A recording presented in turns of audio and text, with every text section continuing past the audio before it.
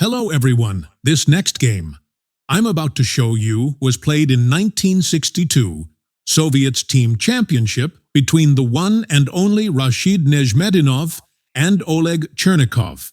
And, in my opinion, the beauty of this game can rival that of any game in chess history.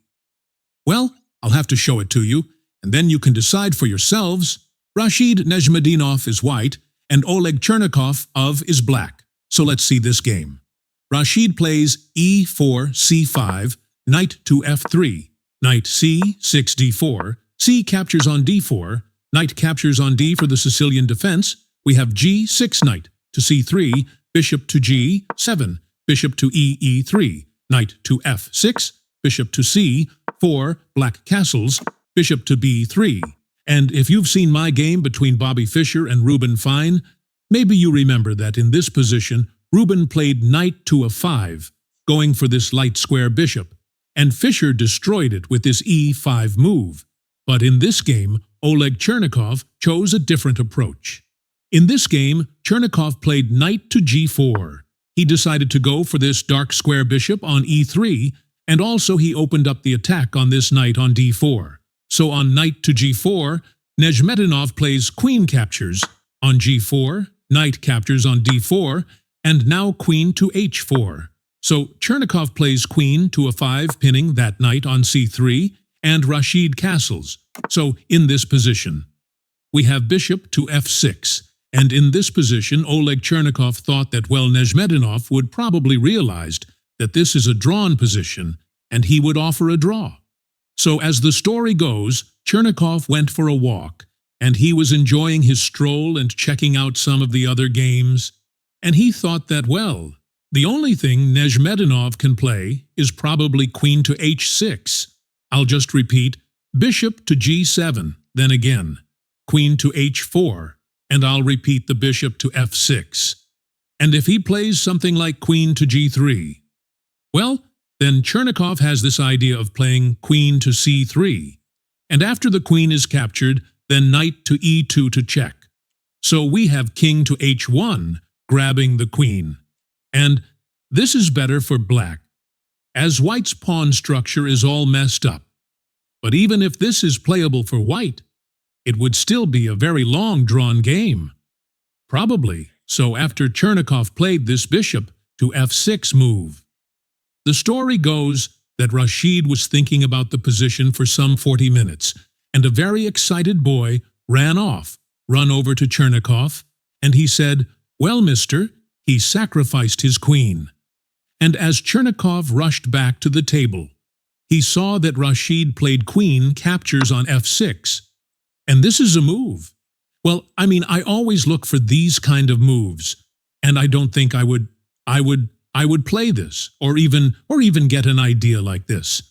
So let's see how the game continues. Obviously, Oleg Chernikov will accept the queen. But first, he plays knight to e2 to check, just to discoordinate white's pieces for a bit. So knight captures on e2, and only now he captures on f6, and Rashid brings his knight back, knight to c3. And, okay, look at this position. If you ask an engine will say, okay, black is better. But, okay, you have your queen and a 5 as black. But white has these two bishops eyeing that king at g8.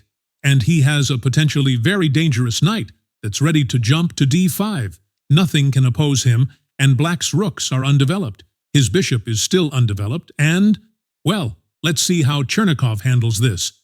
So Chernikov plays rook e8, and Rashid defends this pawn on a4 actively. He plays knight to d5. So now the pawn can be captured because the knight f6 checks. So Chernikov plays rook to e6, and now Rashid plays bishop to d4 again, going for that f6 pawn. So we have kings to g7 defending the pawn, and we have a rook to d1. Activating this rook, so we have d6 preparing to develop the bishop, and Rashid plays rook to d3, prepares for a nice rook lift to f3, bishop to d7, and now rook to f3. Again, going for that f6 pawn. So we have bishop to b5 attacking the rook on f1, but Rashid the first plays bishop to c 3 attacking the queen on a 5. The queen moves to d8 to help with the defense of the f6 pawn.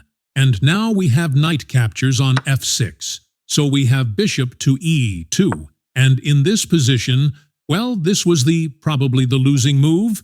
Bishop to e2 in here, black has to admit that he's not better and that he should probably play something like rook a2 e c8.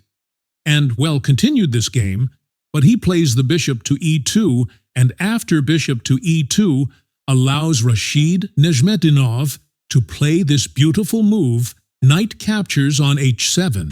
And what's the idea of knight captures on f7? Well, if you look at this position, if the knight is captured, then look at this strong bishop's diagonal and look at this rook going to h3.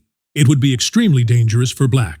So Oleg Chernikov plays king to d8, king to g8. And now Rashid plays rook to h3. So we have rook to e5. Oleg Chernikov would love to exchange this rook for this amazingly strong dark square bishop. But Rashid plays f4.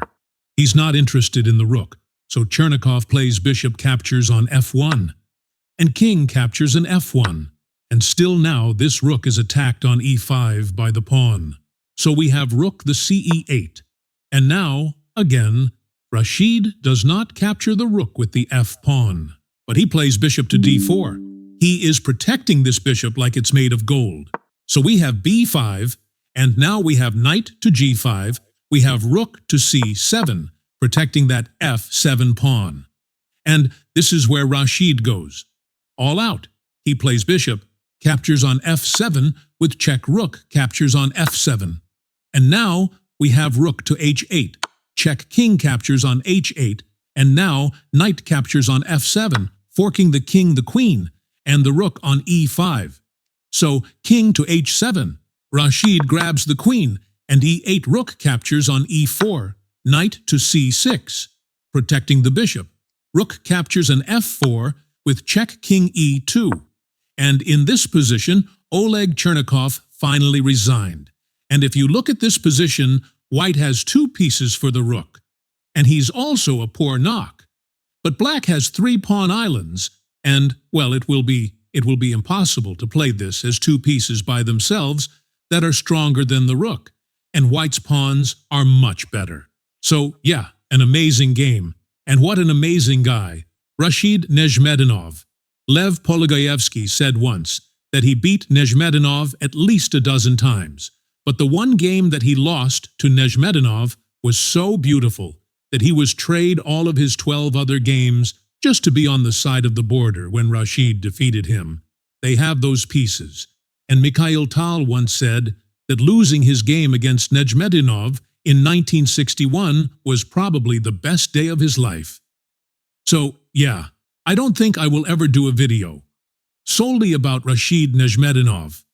But, you know, like I always say, you should check out a video made by Jessica Fisher.